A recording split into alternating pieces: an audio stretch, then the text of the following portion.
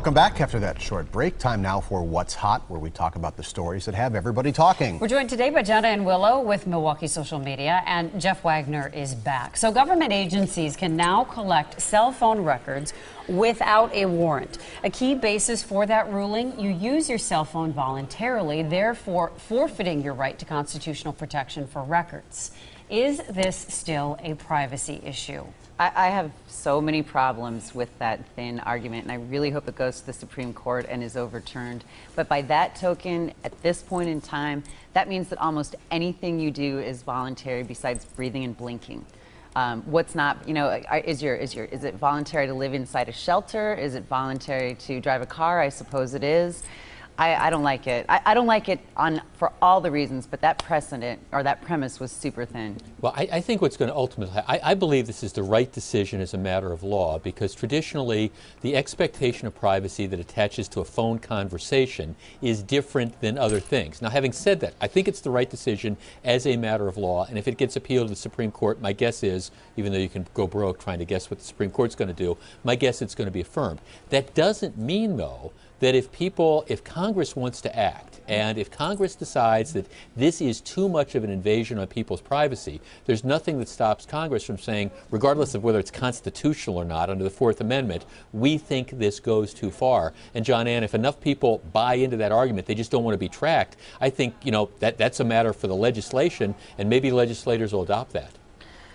Well, I guess we'll see. I personally don't think that people should inherently agree to be tracked by virtue of being Americans. I don't think that's right. Do you see providers taking a stance on this, like, Verizon, AT&T, and any of those? I don't. They've turned over all their records so far. Everybody has. They're going to keep doing it. They probably already know about it, have already been complicit in it all along. Just because it was made legal now doesn't mean it hasn't been happening the whole time. No, and just to make it clear, I mean, we're not talking about access to calls here. This is the call data, who you're calling, when you're calling, and the numbers and what. Right. And where. It's a geolocating specifically. Right, yeah, and where the cell phone is at the particular time the call's being made. Yes. So, I mean, I think it's another step. And again, I understand. I think people get more and more upset about this. Is it too big brothery? I don't think the courts are the place to take it out at. I mean, call your congressman. Okay. Coming up next. Now more of What's Hot. Again, we're joined by John Ann Willow and Jeff Wagner from The Stick. No. Some TSA employees are slacking on the job. Some employees are sleeping on the job, letting family and friends go without being screened, leaving work without permission, and stealing. So does this have an impact on your safety at the airport? Yeah. Yeah, and as long as they're going through the list, some of them were caught taking bribes from drug dealers. And they're still employed? Well, no, they're not still employed, but they're doing it. So I would say that there's a trend here. I don't think privatizing the TSA is a good idea, as someone commented on my Facebook page today. But I do wonder if they're needed at all. Are we really safer since they came? Are these 56,000 employees and the billions of dollars that we spend every year having them there making us safer? I think it's time to take a bigger look at a great big question and see if there's not a more streamlined way to affect what's needed and get rid of the corruption and frankly, the giant hassle that travel has become. Well, okay. First of all, I think you got to be real careful not to overblow these types of issues. In any given industry, you're going to find employees who are slackers. You're going to find employees who are doing the wrong thing. And then what you need to do is you need to end up getting rid of them. Being a TSA agent is a thankless job. You're screening, a million different things. Almost everything's going to be benign. Lord help you if you make a mistake and miss that one. Yeah, you've got bad apples. Get rid of those bad apples. But I tell you, it's a thankless job, and I guess I do think it's necessary. I think it's protecting us. We haven't had another 9/11. We've had a 26% increase just in reported infractions in the last 2 years.